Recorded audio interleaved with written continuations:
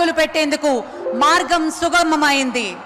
ఆంధ్రప్రదేశ్ సమగ్ర అభివృద్ధికి కొత్త రైల్వే జోన్ ఎంతగానో ఉపకరిస్తుంది. అలాగే పర్యావరణ హితంగా అభివృద్ధి చెందుతుంది అనటంలో అతిశయోక్తి లేదు. గ్రీన్ హైడ్రోజన్ ప్రాజెక్ట్ కు ఆంధ్రప్రదేశ్ హబ్ గా మారుస్తామంటూ ముఖ్యమంత్రి మన ప్రియతమ నేత శ్రీ నారా చంద్రబాబు నాయుడు గారు చెప్తూ వస్తున్నారు. ఉప ముఖ్యమంత్రి శ్రీ పవన్ కళ్యాణ్ గారు సైతం అభివృద్ధి పర్యావరణ హితంగా ఉండాలి అంటూ సూత్రీకరణగా ఆంధ్రప్రదేశ్ ముందుకు తీసుకువెళ్తున్నారు. ప్రాజెక్టులన్నీ పర్యావరణ హితంగా ఆరంభించాలి.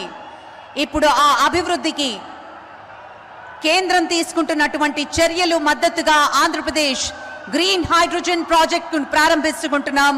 తాజాగా ఎన్టీపీసీ ఇది మనందరం చేసుకున్నటువంటి అదృష్టంగా భావిస్తూ గౌరవ ప్రధాని శ్రీ నరేంద్ర మోదీ గారు 2 లక్షల కోట్లకు పైగా విలువైన అభివృద్ధి ప్రాజెక్టులు శంకుస్థాపన, ప్రారంభోత్సవం మరియు జాతికి అంకితం చేస్తున్నటువంటి శుభ తరుణాన్ని మనం మరికొద్ది క్షణాల్లో వీక్షించబోతున్నాం.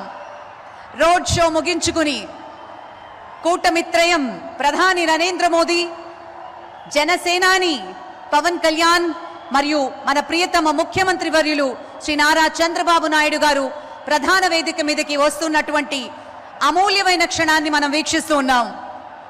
దేశంలోనే చాలా కొద్ది మందికి మాత్రమే సాధ్యమవుతుంది అటు రాజకీయం, ఇటు సంక్షేమం, మరోవైపు అభివృద్ధి. ఇలాంటి భిన్న పార్శ్వాలను అందించగల ఏకైక నాయకులు మన ప్రియతమ ప్రధాని శ్రీ నరేంద్ర మోదీ గారు. రాజకీయంగా ఆయనకి తిరుగులేని నాయకుడిగా